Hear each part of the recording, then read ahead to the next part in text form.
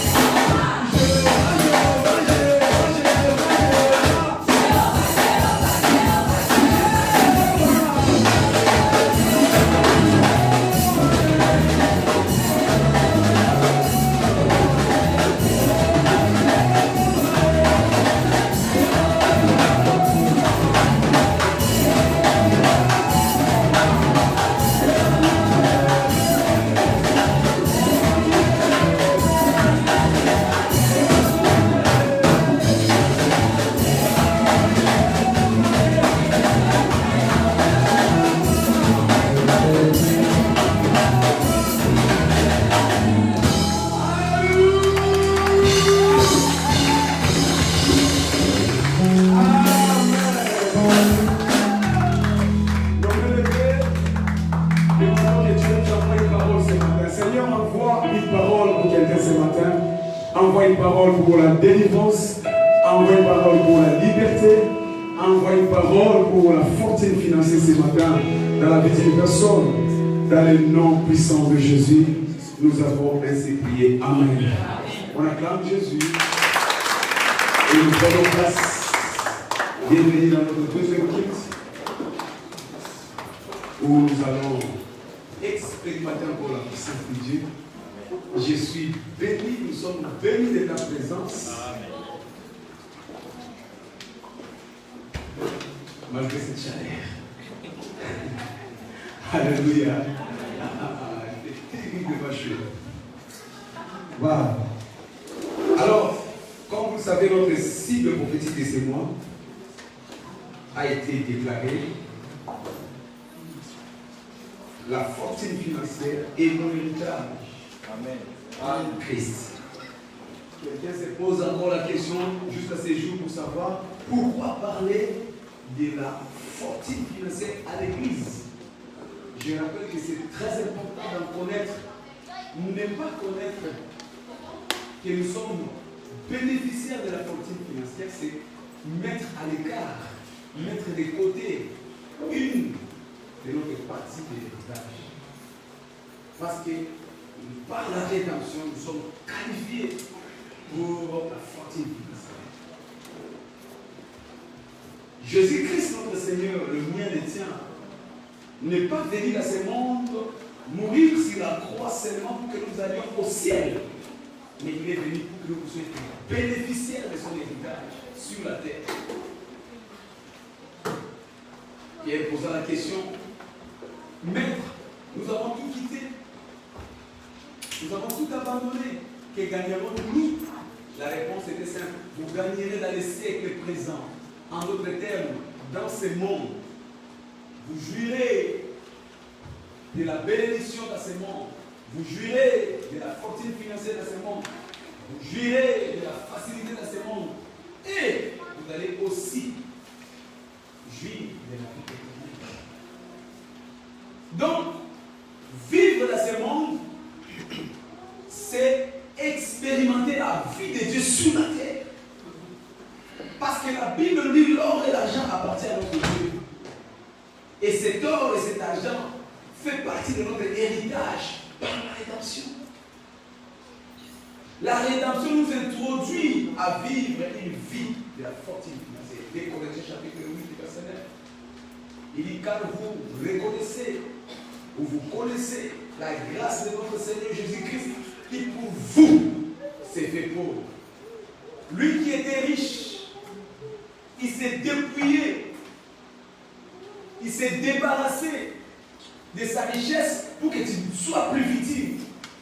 Donc nous parlons de la fortune financière à l'Église pour informer l'Église que l'héritage de la rédemption, c'est la fortune financière. Nous sommes qualifiés pour la richesse parce que Christ s'est fait pauvre. Christ s'est dépouillé de la richesse volontairement. Il s'est débarrassé de la richesse volontairement pour que tu ne sois plus pauvre. C'est pourquoi je déclare ce matin que la vie de la pauvreté s'arrête dans ta vie dans le nom de Jésus-Christ. Cela ne peut plus être possible. Parce que par son sang, il a scellé, il t'a condamné pour la fortune financière. Amen. Par son sang. Alléluia. Bien-aimés, ne rendons plus Christ sur la croix. Ne le ramenons plus sur la croix. Parce qu'à chaque fois que tu plais pauvreté, c'est comme si tu faisais encore torturer notre Seigneur qui a tout accompli pour toi. Mon peuple est détruit faute de connaissance. La pauvreté nous détruit parce que nous ignorons notre héritage. Alléluia. Il dit dans le livre d'Ésaïe chapitre 43 verset 19. Voici, je vais faire de nouvelles choses. Ne vous souvenez plus des événements du passé. Avant que tu sois né en Christ, peut-être que tu avais une vie de souffrance. Peut-être que tu avais une vie de la médiocrité. Peut-être que tu avais une vie de mépris. Mais, en ce ces jours, Christ est en train de faire de nouvelles choses pour toi. Il dit, voici, je vais faire de nouvelles choses. Voici, je vais faire de nouvelles choses. Concernant ta vie financière, Dieu est en train de faire de nouvelles choses. Seigneur, aide-moi à ne plus rester dans mon passé de la souffrance. Aide-moi à ne plus m'accrocher dans les souvenirs de l'humiliation. Mais introduis-moi dans la compréhension que tu as créé de nouvelles choses pour moi. Que tu as créé la fortune financière pour mon avancement. Seigneur, aide-moi à comprendre qu'il y a des choses que moi je ne peux faire, mais toi tu le feras pour moi. Aide-moi à comprendre, Seigneur, que dans les endroits où je pouvais arriver, toi tu me feras arriver. Parce que tu fais de nouvelles choses. Seigneur, aide-moi à comprendre que mes comptes étaient limités quelque part parce que j'étais humain, mais par ta présence, tu vas faire dépasser, oui, mes comptes bancaires. Aide-moi à comprendre ces choses. Et vous vous souvenez plus des événements du passé. Car voici, Dieu est en train de faire de nouvelles choses. Dans le livre des Corinthiens, chapitre 5, verset 17, il dit quand on est en Christ, on est une nouvelle créative. Quand on donne sa vie à Jésus-Christ, par la rédemption, on est une nouvelle créative. Voici toutes choses anciennes sont passées. Toute vie d'humiliation, de la peine, de la souffrance, de la manque, toute cette vie est derrière toi. Maintenant que tu es né de Dieu, tu es une nouvelle créative. Dieu te donne une nouvelle identité. Dieu te donne une nouvelle histoire. Toi qui étais habitué à mendier, cela s'arrête parce que Dieu te donne maintenant de devenir un donateur. L'honneur, la gloire sera ton partage. Alléluia. Il dit dans Proverbe 4, verset 18, les sentiers du juste, les sentiers de celui qui sont nés en Christ est comme une lumière. À partir de la rédemption, ta vie devient une lumière. La lumière attire, la lumière éclaire, la lumière donne la joie. Tu deviens donc la lumière du monde. Tu ne peux plus être victime du diable. Les ténèbres ne peuvent plus te dominer. La pauvreté ne peut plus t'environner parce que tu es maintenant la lumière. Quand on est en Christ, on est une nouvelle créative. Alléluia. La Proverbe chapitre 23, verset 4. Il dit ne te tourmente pas pour t'enrichir. Nous sommes victimes de notre manque de compréhension et nous luttons pour devenir riches. L'or et l'argent appartiennent à l'Éternel. L'or et l'argent appartiennent. Alors ne te tourmente pas. Cherche seulement à adhérer à l'alliance avec celui qui a l'or et l'argent. Deutéronome chapitre 18, verset 8. Il dit tu te souviendras de l'Éternel. Car c'est lui qui te donne. Deutéronome 8, verset 18. Tu te souviendras de l'Éternel. Car c'est lui qui te donne de la puissance. Tu ne peux pas devenir riche par ta propre force. Il est écrit dans 1 Samuel 2, verset 9. L'homme ne triomphera pas par sa force. Si tu comptes seulement sur ta force, tu ne triompheras pas. Église, l'heure est arrivée de regarder vers celui qui donne la capacité. Celui qui nous donne l'habilité. Celui qui nous donne ce qu'il nous faut pour accéder à la fortune financière. Alléluia. Il y a des voies de Dieu qui nous amènent à la fortune financière. Tu luttes trop. Tu luttes trop. Il dit ne te tourmente pas de t'enrichir. Tu te fais beaucoup de soucis pour devenir riche. Tu es prêt même à faire des contrats avec ceux qu'il ne fallait pas. Tu es prêt à t'associer avec des personnes qu'il ne fallait pas. Tu es prêt à aller à des endroits qui étaient interdits. Ne te tourmente pas. Arrête la vie de la compagnie. Arrête la vie d'imitation. Parce que Dieu a fait ceci, moi aussi je dois faire. Bien-aimé, chacun a son jour, chacun a son temps, chacun a son identité. Alléluia. Quand quelqu'un réussit à acclamer le Seigneur, c'était son temps, il y a un temps pour toi. Ne te tourmente pas. Amen. Tu ne dors plus tranquille. Tu as des mots de cœur chaque nuit. Parce que tu regardes ta vie, tu te compares avec les autres. Ah, pourquoi moi ça ne marche pas? Qui te dit que ça ne marche pas? Le temps de Dieu pour toi peut-être n'est pas encore arrivé. Ne te tourmente pas, ne te tourmente pas. Alléluia. Amen. Il dit, vous connaîtrez les tribulations, mais n'ayez peur, parce que moi j'ai vaincu. Christ a vaincu pour que toi aussi tu sois vainqueur. Je déclare que tu auras la victoire sur la pauvreté au nom de Jésus. Ne vous tourmentez plus. Vous connaîtrez des moments de manque. Vous connaîtrez des moments comme si les choses ne marchent pas. Mais Dieu est au contrôle de vos problèmes. C'est des tourments de toi. C'est des tourments de toi. Ne vous tourmentez pas pour vous enrichir. N'y appliquez pas votre intelligence. Si ce n'était que par ton intelligence, ça a déjà depuis longtemps changé ta situation. Amen. Tu sais, tu as tout essayé avec ton intelligence, tu as échafaudé des projets, des stratégies, mais tu es toujours la même personne. Pour te dire que tu ne peux rien, sans Dieu nous ne pouvons. Est-ce que je parle à quelqu'un? Si ça dépendait de tout le monde, le matin tu allais te réveiller, tu dis bon, je deviens millionnaire, tu deviens millionnaire. Mais même si tu faisais dans tes rêves le plus fou, ça n'arrivera pas. Parce que c'est Dieu qui prend. Et tu te souviendras de l'Éternel. Ton Dieu, car c'est lui qui te donnera de la puissance. Tu as besoin de Dieu. Tu peux faire un travail que les gens méprisent, mais si tu es avec Dieu, cela va te propulser dans la fortune financière. Tu as besoin d'attacher à Dieu. Il y a intérêt à connaître le voie de Dieu qui conduit à cette fortune financière. Nous devons savoir que chaque adresse a une voie. Chaque destination a une voie. Et si nous voulons aller à la destination qui s'appelle fortune financière, il y a des voies appropriées que Dieu nous donne. Pourquoi Dieu veut que nous soyons dans la fortune financière? Pourquoi Dieu veut que nous soyons dans la fortune financière? Premièrement, nous devons savoir que la volonté de Dieu est que nous soyons dans la fortune financière. 3 Jean chapitre 2. La Bible déclare, je souhaite que tu prospères à tous égards et que tu sois en bonne santé. Le souhait de Dieu, la volonté de Dieu, les décrets de Dieu, le commandement de Dieu pour nous, pour toi, c'est que nous soyons riches. Je souhaite que tu prospères à tous égards. Dieu rêve que tu sois riche. Quand tu t'enrichis, cela fait la joie de l'Éternel. Quand tu prospères, Dieu se tape la poitrine pour tes exploits. De la même façon, il a dit à Satan, as-tu vu mon serviteur Job?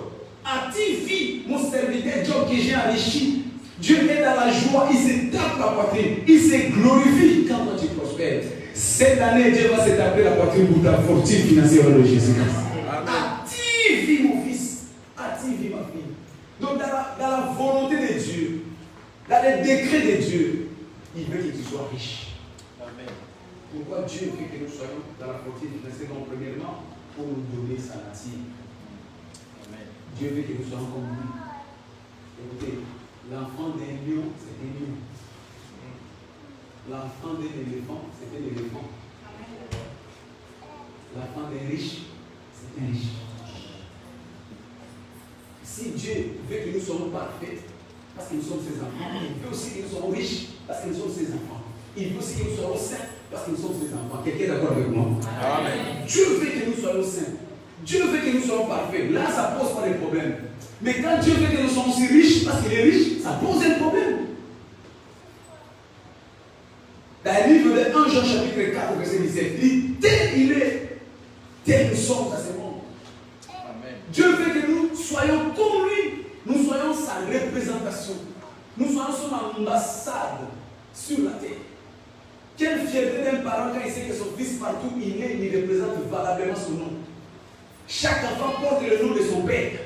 Et le père est dans la joie quand il sait que mon fils me représente valablement. Ma fille me représente valablement. Tel il est, tel nous sommes. Notre Dieu vit dans l'opulence au ciel. Notre Dieu s'assoit sur de l'or. On dit que le ciel est pavé de l'or. Tel qu'il est au ciel, tel il veut que tu sois sur la terre. Amen. Je dis que personne ne vient te dire que la richesse est une mauvaise chose. Qu'aucune religion ne vient te prêcher que ce sont les pauvres qui hériteront le nom de Dieu. Amen. Au contraire, la pauvreté est une malédiction. Amen. Et qui n'a pas dit Amen. Amen. Amen. La pauvreté te fera aller facilement en enfer. Tu sais pourquoi? Parce que les pauvres sont souvent jaloux. Amen. Quelqu'un n'a pas dit Amen. Amen. Les pauvres, sans le savoir, sont jaloux. Quand ils voient quelqu'un passer bien habillé, tu pêches. Alléluia. Ton voisin prépare un petit quelque chose dans l'hôtel, juste seulement frappé. T'es aussi exagéré. Fais-moi la fenêtre là. La pauvreté est une chose détestable. La pauvreté est pire que le cancer. Alléluia. Je disais ce matin, la pauvreté amène des divorces. C'est là que le cancer amène des divorces, mais la pauvreté amène des divorces. La pauvreté fait que les enfants puissent devenir des voyous. La pauvreté brise des destinées. Il y a des enfants qui étaient intelligents, mais à cause des manques d'argent, ils ne peuvent pas étudier. Donc la pauvreté, c'est l'ami du diable. Quand le diable est destructeur, la pauvreté aussi est destructrice. Est-ce que quelqu'un me comprend?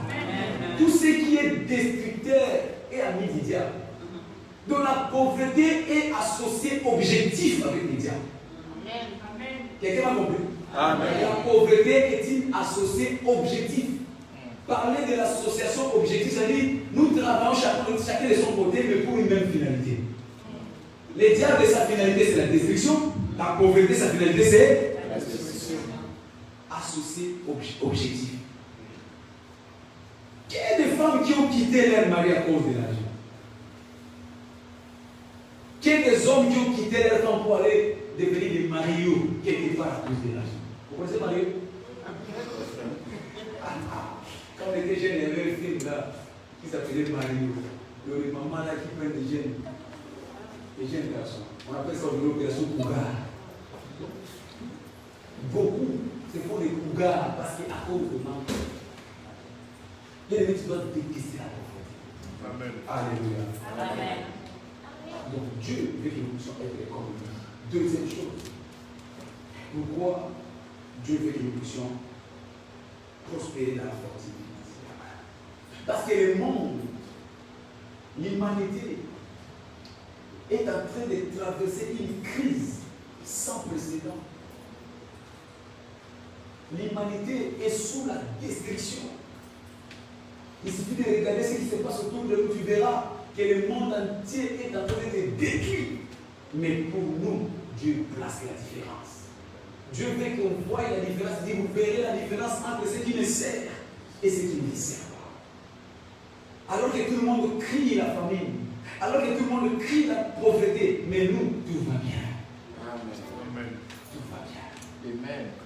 Tout va bien. Alléluia. Amen. Joël chapitre 2, verset 1 à 2. La Bible déclare: sonnez de la trompette en Sion, et c'est ce que nous faisons. Nous sommes en train de réveiller l'Église pour dire que nous devons faire attention. Les habitants du pays tremblent car les jours de l'Éternel viennent. Quels sont ces jours? C'est les jours de la pauvreté, les jours des crises, les jours des épidémies, des pandémies, les jours des maladies qui vont susciter des guerres, des maladies qui vont faire tomber les gouvernements. Les économies se seront perdues. Les experts comptables n'auront pas de réponse. C'est ce qui se passe à ce temps. Les prévisions sont bouleversées. Mais Dieu veut que nous puissions accéder à la fortune financière pour que nous ne puissions pas être des victimes de ces choses. Alors que partout on va créer dévastation, mais nous, tout ira bien. Tout ira bien. C'est pourquoi Dieu veut que nous puissions être dans la fortune financière. Alléluia. C'est le temps où Dieu veut humilier les grands de ce monde. Ceux qui se croyaient à l'abri, Dieu va les dépouiller. Dans Malachie chapitre 4, verset 1 à 4. Livre de Malachie, chapitre 4. Quand nous lisons le verset 1er jusqu'au verset 4e, la Bible déclare: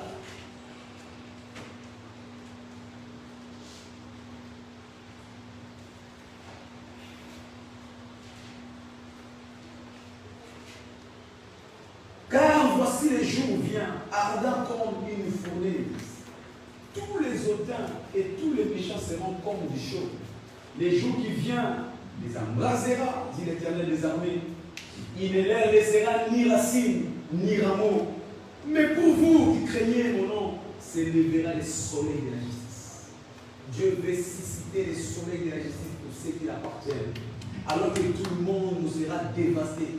Alors que le monde sera embrasé, Alors que les autres seront humiliés. Mais pour vous, Dieu veut sauver l'Église. Il dit, et vous foulerez les méchants, car ils seront comme de la cendre sous la plante de vos pieds. Au jour que j'ai préparé, dit l'Éternel des armées. Tous ceux qui se sont enrichis frauduleusement, ils viendront sous vos pieds. Tous ceux qui vous ont dépouillé dans le passé, ils viendront sous vos pieds. L'heure arrive où le monde viendra chercher les secours à l'église. Comment vous faites? Quel est votre secret? Parce que nous avons le Dieu qui détient la fortune financière. Je déclare que toi, tu ne seras pas victime de ces temps de la fin au nom de Jésus-Christ. Alors que les entreprises vont faire faillite, toi, tu vas prospérer au nom de Jésus. Alors que l'argent va quitter le main des pauvres, ça sera transféré vers toi au nom puissant de Jésus-Christ. Parce que l'Éternel fait la fortune financière. Alléluia. Amen. La psaume 37, verset 17 à 19.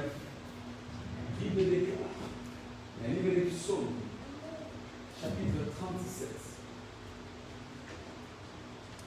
Il dit,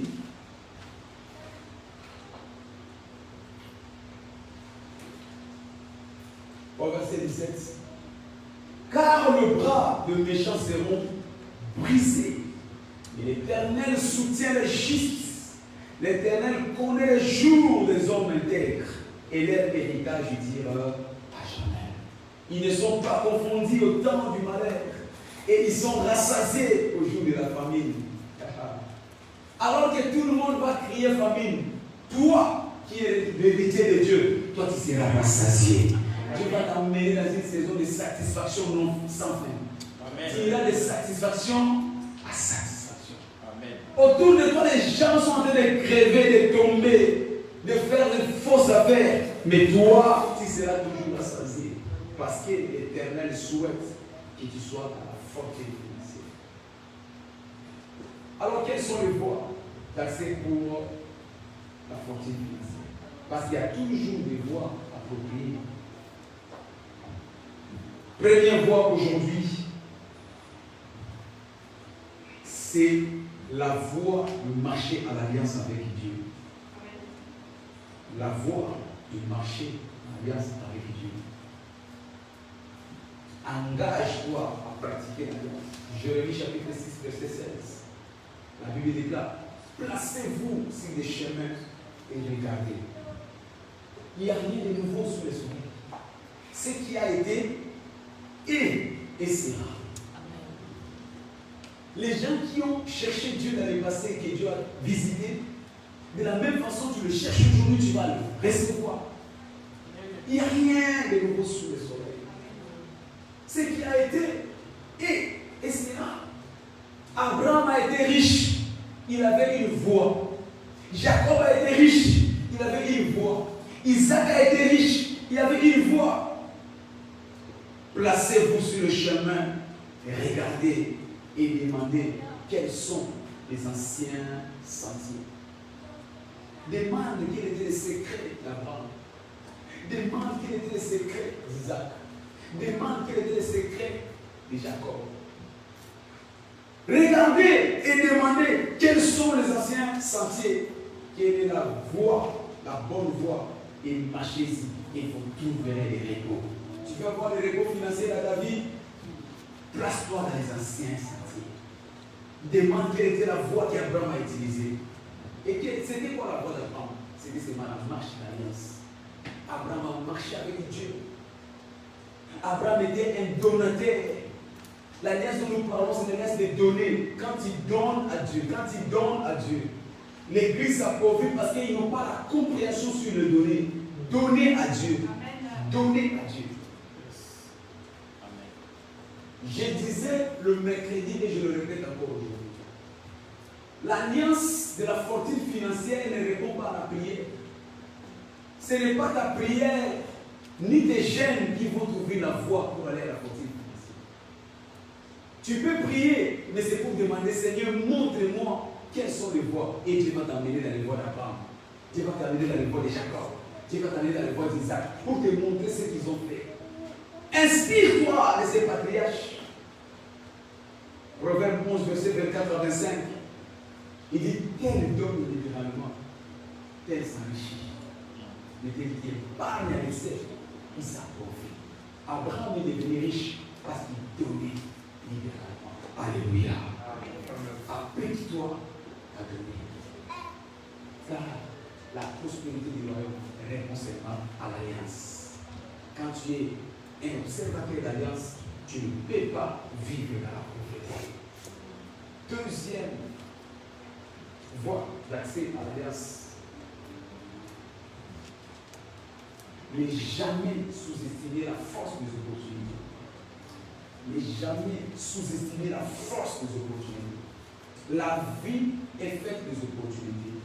La vie est une opportunité. Et chaque opportunité, tu dois le maximiser.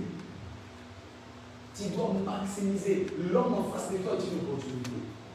La situation en face de toi est une opportunité. Le travail en face de toi est une opportunité. Alléluia. Amen. Venir à l'église, écouter la parole de Dieu est une opportunité. Et tu dois saisir chaque opportunité que Dieu place devant toi.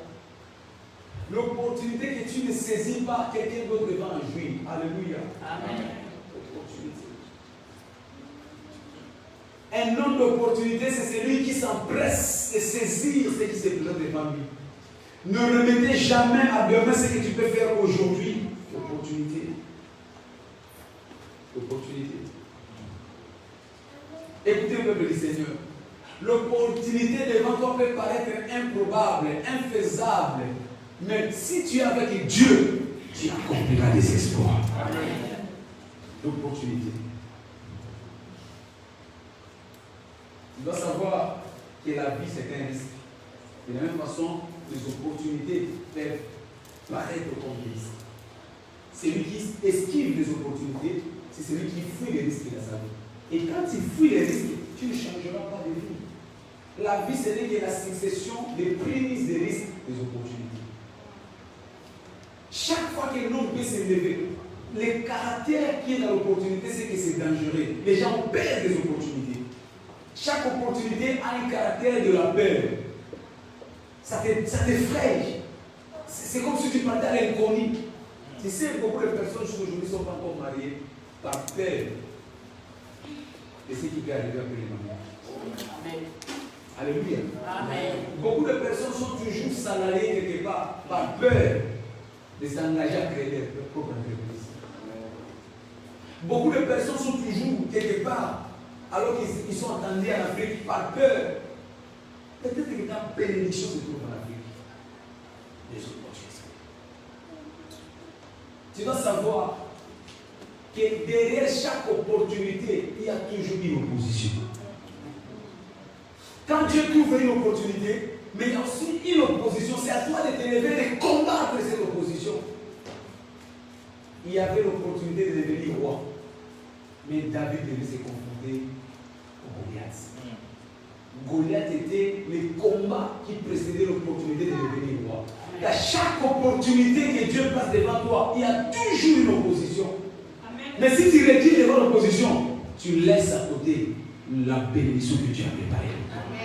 Pourquoi je parle à quelqu'un? Tu ne deviendras pas riche facilement. Il y a un combat que tu dois engager pour que tu accèdes à la richesse que Dieu a préparée pour toi. Les opportunités. Alléluia. Amen. Quelqu'un voudrait acheter une maison, nous présente une maison délabrée. On dit c'est moins cher. Ça, si je m'engage, ça va me gaspiller toutes mes économies. Ah oui. Mais ce qui ne sait pas, à l'acheter, s'engager, ça peut changer sa vie. Est-ce que quelqu'un me comprend? C'est ça les opportunités. Écoutez, le peuple d'Israël devait posséder Canaan. Mais derrière chaque Canaan, il y a des géants. Derrière chaque opportunité, il y a toujours des gens qui les possèdent. Tu veux changer ton statut, accepte d'affronter les géants qui empêchent l'accès de l'opportunité. Regardez la livre de 2 Rois. 7, verset 3. La Bible nous parle de 4 lépreux qui devaient changer leur vie. On nous apprend qu'ils étaient lépreux, rejetés, méprisés, oubliés. Mais ils se sont dit restons dans notre pays, nous allons mourir de faim. Et si nous partons en Syrie, nous allons manger. Même si vous nous tuez, mais nous mangerons quand même. Il y avait une opportunité. Bien aimé, quelle que soit la crise de la vie, Dieu place toujours des opportunités. Amen. Il suffit de bien réfléchir, il y a toujours des opportunités. Amen. Le problème, c'est que ces lépreux ont pris courage. Beaucoup de personnes comme ces lépreux ne prennent pas courage pour affronter les opportunités. Ils valorisent les défis qu'il y a dans les opportunités. Ils aggravent les défis qu'il y a dans les opportunités. Chaque opportunité qui vient a toujours un danger, mais tu dois être au-dessus de ces dangers. Les lépreux se sont levés alors qu'ils avançaient. La Bible nous dit qu'il y avait un cinquième pompier. Le pas comme char de combat, les ont précédés. C'était la présence de Dieu. Amen. Parce que quand Dieu te donne une opportunité, il marche avec toi. Il combat avec toi. Il traverse avec toi. Alléluia. Avant même d'arriver, les Syriens ont entendu les cris des chevaux. Ils ont abandonné leur camp et ils se sont sauvés. Je déclare que toute chose qui a empêché l'accomplissement de ton opportunité soit détruite ce matin au nom de Jésus-Christ. Parce que tu marches avec les Syriens. Et qui étaient rejetés par leur famille, arrivés dans les camps des Syriens. La Bible nous dit ils ont trouvé à manger, ils ont trouvé à boire. Ils se sont dit, mais pourquoi garderons-nous toute cette bonne nouvelle? Allons annoncer cette bonne nouvelle au village. Yes. Ce matin, je te vois de venir annoncer de la bonne nouvelle dans ta famille. Amen. La précarité de ta famille va s'arrêter à cause de toi au nom de Jésus. La souffrance de ta famille va s'arrêter à cause de toi au nom de Jésus. Alors saisis les opportunités. Saisis les opportunités. Saisis les opportunités. Écoutez ce qu'ils ont dit. Allons nous jeter. Les hommes d'opportunité sont des gens qui se jettent dans le vide, qui se jettent dans l'inconnu. Verset 4. Allons nous jeter, bien aimé. Celui qui veut changer sa vie, c'est celui qui accepte de se jeter. Il dit, le royaume de Dieu est déjà établi. Luc 16. Le royaume de Dieu est déjà établi. Mais ce sont les violents qui s'en emparent. Qui sont les violents? Ce sont les gens qui se jettent dans l'inconnu. Ce qui te fait peur. Parce que les opportunités, quand tu te lances, tu ne sais pas où tu vas descendre. Mais je vais dire à quelqu'un, je préfère que tu risques et que tu échoues que de ne pas rester et de le regretter toute ta vie. Alléluia. Jette-toi. Jette-toi. Tu perds quoi? Tu perds rien parce que de toute façon, là où tu es, tu n'es pas content. Et je parle à quelqu'un. Tu dois te décider. La vie que tu mènes ne te plaît pas, alors tente l'aventure. Tente l'aventure. Les opportunités. Les opportunités. Il y a des gens qui ne méritent pas de ton patron. Mais par ta crainte, ils sont encore aujourd'hui appelés des patrons.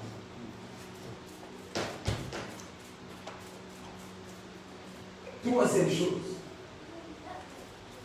Quelle est la voie d'accès à la fortune financière? Tu dois avoir la pensée du royaume. Réfléchis comme Dieu. Pense comme Dieu. Affectionne les choses spirituelles. Affectionne les choses invisibles. 3 Jean chapitre 2, il dit, je souhaite que tu prospères à tous égards, comme prospère l'état de ton âme. L'âme, c'est le centre de la pensée et de la réflexion. Si ta pensée, si ta réflexion est positive, ta vie aussi sera positive. Réfléchis, pense comme Dieu. Il dit, comme tu prospères, l'état de ton âme, l'état de ton âme détermine les choses qui vont s'accomplir dans ta vie. Je souhaite que tu prospères, mais prospère d'abord, il faut prospérer ton âme. Ton âme. Nous vivons dans un monde de la dualité. Il y a des choses visibles, mais aussi des choses invisibles. Et nous marchons selon les choses invisibles. L'âme est invisible. Donc commence à penser avec ton âme. Ne pense pas avec les yeux. Ne pense pas avec les oreilles. Ne pense pas avec tes mains. Mais pense avec les choses invisibles. La livre de Romains chapitre 8, verset 14. Vous avez déclaré ceux qui sont conduits par l'Esprit de Dieu, sont fils de Dieu. Amen. tu veux accéder dans les choses de Dieu, marche par l'esprit. Marche par l'esprit. Il dit notre combat n'est pas charnel, mais notre combat est spirituel. Donc la richesse commence par le spirituel. La fortune financière commence par le spirituel. Amen. Alléluia. Amen. Pense richesse. Écoutez, peuple du Seigneur. S'il y a quelque chose qui n'a pas de limite, c'est la pensée. La pensée, tu peux penser aujourd'hui, maintenant, je suis aux États-Unis, tu es aux États-Unis. Tu peux penser à l'instant, maintenant, je suis en Afrique, tu es déjà en Afrique. Donc tu peux penser au maintenant, je suis riche, tu deviens riche. Pense richesse. Amen. Parce que ce que tu penses, c'est ce que tu deviendras. Amen. Ce que tu penses. À force de penser fortune financière, tu deviendras riche. Amen. Tu vas manifester la fortune financière de ta vie. 1 Timothée chapitre 4, verset 7 à 8. Il dit, exerce-toi à la spiritualité. Que la spiritualité soit ton exercice favori tous les jours. Que ça soit un exercice que tu vas commencer à mentionner régulièrement. Exerce-toi à la spiritualité. Exerce-toi à la spiritualité. Le réveil de la spiritualité en toi déclenche le réveil de la fortune financière. Le degré de ta spiritualité détermine le degré que Dieu va te placer confiance pour te donner de grandes choses. Dieu ne peut pas te conférer des choses importantes s'il ne voit pas que ta pensée est alignée dans la spiritualité. Je disais ce matin, Dieu sonde nos cœurs pour nous donner. Il veut voir d'abord notre confiance. Jusqu'à ce jour, si tu n'as pas encore changé de niveau, c'est parce que Dieu n'a pas encore trouvé confiance à ton cœur. Dieu se dit, si je lui donne, est-ce qu'il va se donner? Beaucoup de personnes sont devenues rebelles dans leur maison avec leur mari à cause de l'argent. Beaucoup de hommes sont devenus infidèles avec leurs femmes à cause de l'argent. Beaucoup d'enfants se sont révoltés avec leurs parents à cause de l'argent. Dieu veut d'abord prouver la confiance à ton cœur. Beaucoup de personnes ont abandonné les églises à cause de l'argent. Quand il n'avait pas l'argent, on le voyait tous les jours à l'église. Maintenant qu'il n'a plus d'argent, on ne le voit plus à l'église. Dieu veut éprouver notre confiance. Alléluia. Amen. 2 Corinthiens chapitre 27, verset 6. La Bible dit, Jotham devint grand. Jotham devint grand. Pourquoi? Parce qu'il prépara ses voies. Tu peux devenir grand dans la vie. Dans la vie, tu peux changer de niveau. Tu es pauvre aujourd'hui, demain tu peux devenir riche. Tu es méconnu aujourd'hui, demain tu peux devenir connu, renommé. Mais il faut que tu prépares d'abord tes voies. Prépare tes voies devant le Seigneur. Alléluia. Amen. La pensée du croyant. Je tends de grand parce qu'il prépare ses voies devant le Seigneur. Ma prière ce matin, qui commence à refléter la spiritualité de Dieu au nom de Jésus-Christ. Dieu a donné à Abraham parce qu'Abraham était intègre. Dieu a donné à Job parce que Job était intègre. Dieu a donné à Isaac parce qu'Isaac était intègre. Dieu a donné à Joseph parce que Joseph était intègre. Cette fois-ci, c'est ton tour. Amen. Si tu deviens intègre, Dieu va te conférer des grandes choses. Il dit, si vous êtes infidèle dans les petites choses, qui vous conférera des grandes choses. Mais toi, tu ne manqueras pas de grandes choses au nom de Jésus. Que l'Éternel bénisse sa parole au nom de Jésus. Notre culte de ce matin, c'est notre culte d'onction. Exode chapitre 10, verset 27. La Bible déclare, et les jours sera brisé par l'onction. Et les jours sera brisé par l'onction.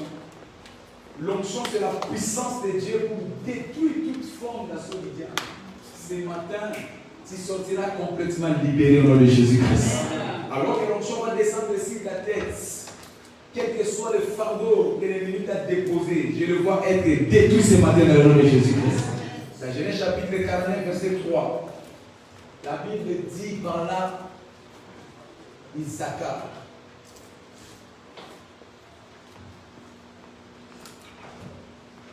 Par là des Ribins, pardon. Il dit, Ribin, tu n'auras pas la prééminence. Je ne sais pas qu'est-ce qui t'a été donné comme sanction pour que tu n'aies pas la prééminence sur l'argent, que tu n'aies pas la prééminence sur la fortune financière. Mais par l'onction de ce matin, je vois Dieu te libérer au nom de Jésus-Christ. Le livre de Deutéronome chapitre 23 verset 6. Ruben a été maudit par les prophètes. Mais un autre prophète est venu déclarer sa liberté. Il dit, Ruben vivra. Ruben vivra. Je ne sais pas quelles étaient les affaires qui étaient mortes dans ta vie ce matin. Mais parce que l'onction va descendre sur ta tête, je déclare que tes affaires vivront au nom de Jésus-Christ. Tu vas commencer à expérimenter la grâce de Dieu. Alléluia. Je t'invite à te lever avec moi ce matin, à prendre ta bouteille d'huile et nous allons prier. Et lève tes mains, commence à prier. Seigneur, je bénis ton nom. Je te lève pour cette onction. Reçois la grâce, reçois l'honneur, reçois la puissance. Merci Jésus pour ta présence ce matin. Merci pour ton onction ce matin. Merci pour ta grâce ce matin. Merci pour ta puissance ce matin. Merci parce que l'onction va détruire toute forme de captivité ce matin. Père, je libère la plénitude du Saint-Esprit dans la beauté de mon frère. Merci parce que ce matin, la prééminence va être restaurée, va être restaurée, va être restaurée. Dans le nom puissant et glorieux de Jésus-Christ, nous avons ainsi prié. Tu prends une portion, tu mets sur ta main et tu te mets sur la tête, commence à prier. Commence à prier, déclare que l'alliance de la fortune financière soit ton partage. Déclare que l'alliance de la fortune financière soit ton partage ce matin. Père, merci. Merci pour l'alliance de la fortune financière dans ma vie. Merci parce que mon frère est béni ce matin. Merci parce que tout jour est détruit ce matin. Merci parce que toute oppression idéale est détruite ce matin. Dans le nom de Jésus. Dans le nom de Jésus. Merci Papa. Merci Seigneur.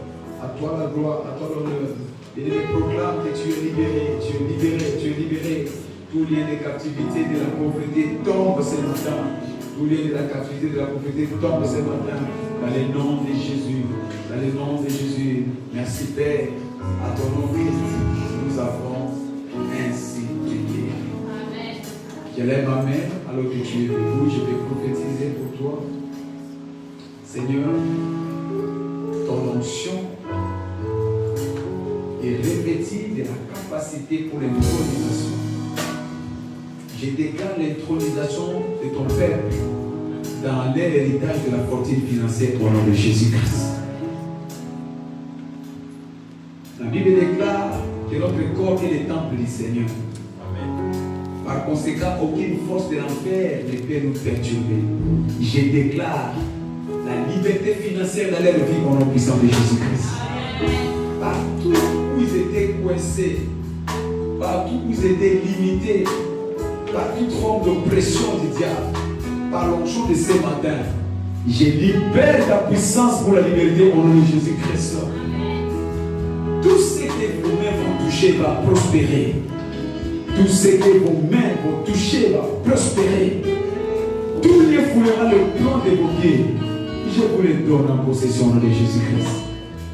Tout ce que vous aurez à penser, que cela s'accomplit pour votre changement d'histoire au nom de Jésus-Christ.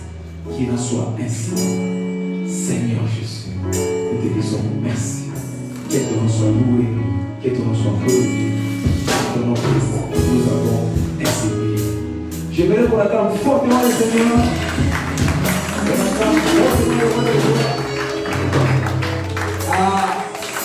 Amen. Je vous invite à prendre une place. Parce que nous avons deux actions à faire avant de rentrer chez moi. Nous devons honorer le marié. Il y a un couple qui a honoré Dieu avec leur mariage, ça fait 4 ans. 4 ans de vie commune. Ce n'est pas donné à tout le monde. Je sais, il y a des familles qui se disloquent au bout de 2 mois, qui se disloquent au bout d'1 année. Quand un couple réalise 4 ans, ça paraît petit pour certains, mais c'est un défi incroyable. C'est un combat incroyable. Le mariage, ce n'est pas l'histoire des enfants. Le mariage, c'est l'histoire des grandes personnes. Alors nous allons bénir le Seigneur avec ce groupe. J'invite le groupe de série. Alors nous avance.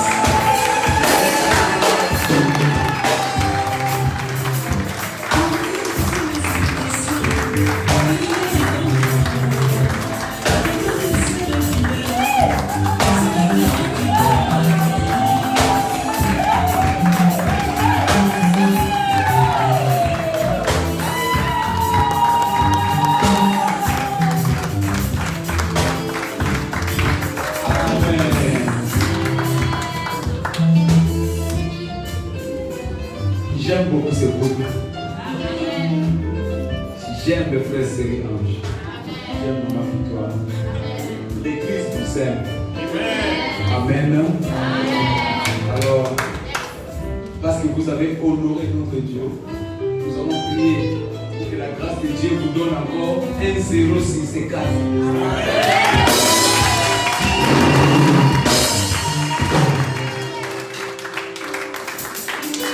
Je vois un jour nous sommes en train de célébrer 40 ans de mariage. Église, est-ce que nous pouvons bénir ces couples? Nos mains sont élevées. Déclarons qu'il y a des bonnes choses. J'ai écouté le témoignage de ma fille que ce jour, Dieu lui donne un bon cadeau en lui donnant une guérison totale. Au nom de Jésus. Père, nous te disons merci. Père, nous te disons merci. Ils t'ont honoré, Seigneur. Accomplis ta part. Accomplis ta part. Accomplis ta part. Par l'onction ce matin, Seigneur, je bénis ce groupe. Par l'onction ce matin, je restaure ce groupe. J'allonge les jours d'existence dans leur vie. Aucun dévoreur spirituel ne viendra dévorer l'alliance que tu as érigée dans cette couple. Aucun dévoreur de famille ne viendra dévorer ce que tu as planifié pour ces couples. Que la faveur de Dieu soit leur partage. Qu'ils excellent à tous les domaines de leur vie. Personne ne peut séparer ce que toi tu as mis. Seigneur, je chasse toute force de séparation. De toute forme que ça soit démoniaque, de la sorcellerie, des agents humains. Je le chasse au nom de Jésus. Des maladies, je les chasse au nom de Jésus-Christ. Que le ciel leur soit favorable. Au nom puissant de Jésus. Parce que vous êtes de cette lignée. De la même façon, nous ne reconnaissons pas les divorces dans cette église. Vous ne divorcerez jamais. Je disais que vous ne divorcerez jamais. J'ai maudit le divorce dans votre vie. Dans le nom puissant de Jésus-Christ. Que l'Éternel vous bénisse. Au nom du Seigneur. Amen. À la fin, on va bientôt attendre, vous savez, là, sa spécialité. Ça, c'est son domaine. Il doit préparer vraiment un logo. Un logo. Un logo.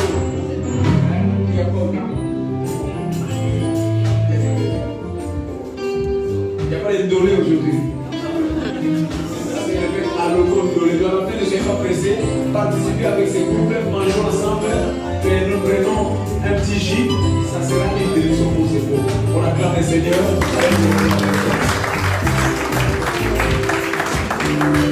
Amen. Nous sommes au temps des offrandes, on acclame pour le temps des offrandes.